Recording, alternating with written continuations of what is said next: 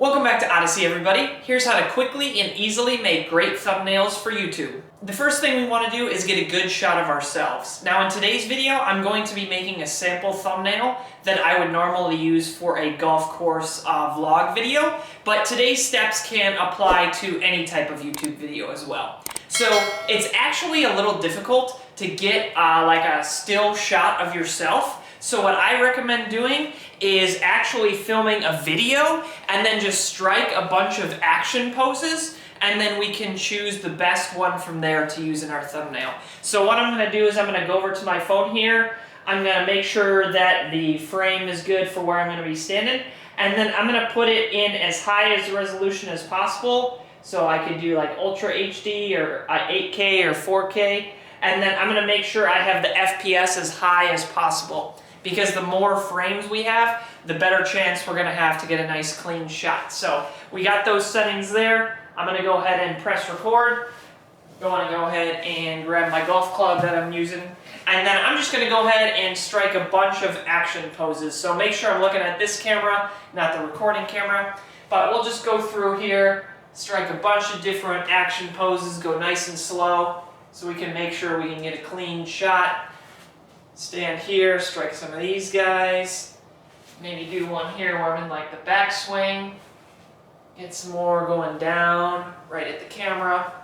If you want to save even more time and you already filmed your round of golf and now you're just going back and making the thumbnail, what you can do is you can go through your videos of your round and then just find a good action shot in there and take a snippet of that. For the background, I like to take a lot of scenic pictures when I'm walking the golf course, so I'll usually just use one of those from my phone. But if you guys are going to use a picture off the internet for the background of your thumbnail, be sure that there's no copyright or licensing issues with being able to use that photograph. Let's go ahead and send those pictures and videos to our computer, and then we'll go ahead and start editing. Today I'll be editing with some software I already owned before starting YouTube called Clip Studio Paint. There's some other great softwares out there like Canva or Adobe products, but for what I'm going to show you guys today, we could pretty much use all the tools interchangeably in the same way. I'm going to go ahead and move myself down to the bottom of the corner here so that you guys can see what I'm working on the screen. So I'm going to go ahead and open up Clip Studio Paint. We're going to go ahead and go to File, New. I'll just do Illustration, and then 1280 by 720 is the size of a YouTube thumbnail. So that's the one that we're going to want to select. I'm going to go ahead and click OK there. Then I'm going to go into the video that I recorded earlier with all the different action shots. I'll typically press play and then just kind of like step through some of the different screens until I find some good action shots that I'm looking for. Then I'll go ahead and I'll use the snippet tool, and I will just take a little snip of that and save it as an image.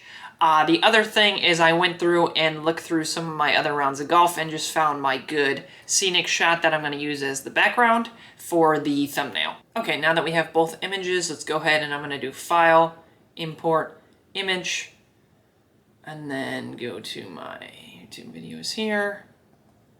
And then first thing we'll do is import the background.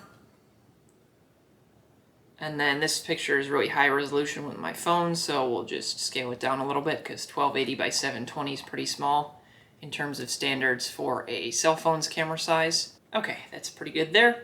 Now we're going to go ahead and File, Import, another image, and then we're going to do our pose here. Going to go ahead and resize this and move it around till it's going to be in about a good spot of where I want it to be. Okay. Now the next thing we need to do is remove the background of this image. So some of the newer softwares like Canva, they have a really nice like AI background removal tool, but we're just going to go ahead and do this manually because my software is a little bit older. So what I'm going to do is first we need to convert this image layer into a raster layer so that we can edit it. And then I'll just zoom in a little bit here. And then I'm just going to use the poly select area. And then I'm just going to draw an outline around myself and just delete the background that way. So older software is this way, but like I said, some more modern software probably has tools that can remove the background instantly. All right, I will go ahead and finish creating the outline here. Then what I'm going to do is go to Delete Outside Selection. and you can see that instantly removes the background. Then if I want to reposition it a little bit more, I can do scale and rotate here, and then just get it to look really nice of how I want it to look in the thumbnail. So let's do that a little bit just to show you guys, move it around a little bit. Once I've got my silhouette with the background deleted and I got it in the size and position of where I want it to be, I'm gonna go ahead and add an outline. So some people, you don't need to put an outline if you don't like that style, or you wanna do like a faded, like airbrushed one, but I like to do like a thick line to really make the silhouette pop. So first thing we wanna do is check our color. And lately what I've been doing is I've been doing kind of a slightly thicker black outline and then an inner like white outline to really kind of like accentuate the silhouette here. So I'll change the color to black. I will do outline selection and I will do 10 pixels of black.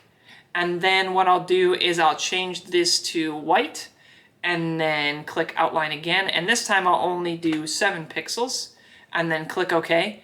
And then I'll just go ahead and deselect that. And I think this really makes it pop. So you get the white that kind of like outlines like you typically see on YouTube, but then you get this also like thin black one to clearly identify the silhouette. The last thing we want to do to the silhouette is adjust the brightness and contrast. So what I'll do is I'll create a new layer folder here, and then I'll move my silhouette into this folder to make sure that these adjustments are only going to apply to this layer, not the background.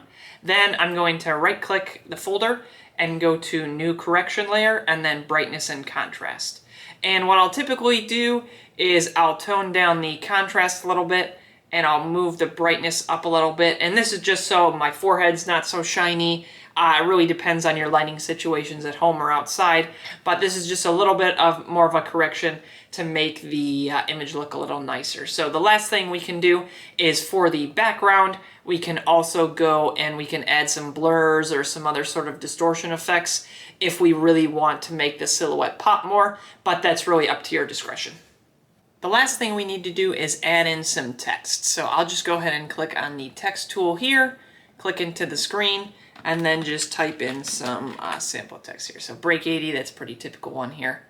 Highlight this, move it up a little bit, and then I will just change it to bold, and I'm actually gonna make this all capital letters so it pops a little bit more. Okay, and then let's select all this text, and then let's scale it up a little bit more. Okay, that's a pretty good size. Let's go ahead and click OK there. Then what we want to do is add in some shadows or something so it provides a little bit more contrast with the background, really makes the letters pop. So easy way I like to do this is I will just right click this layer and duplicate it, and then I will just highlight all that text and we'll make it black, and then click OK. And then I will just move it around a little bit so it's slightly below the right side of the text to kind of look like a shadow.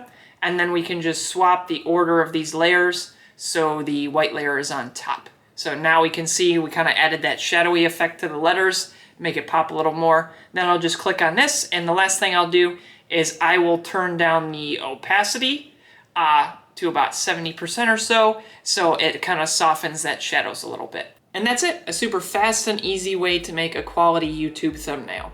Now, I've also written a companion guide for this video for those who want something to follow along with when they go to actually do this themselves.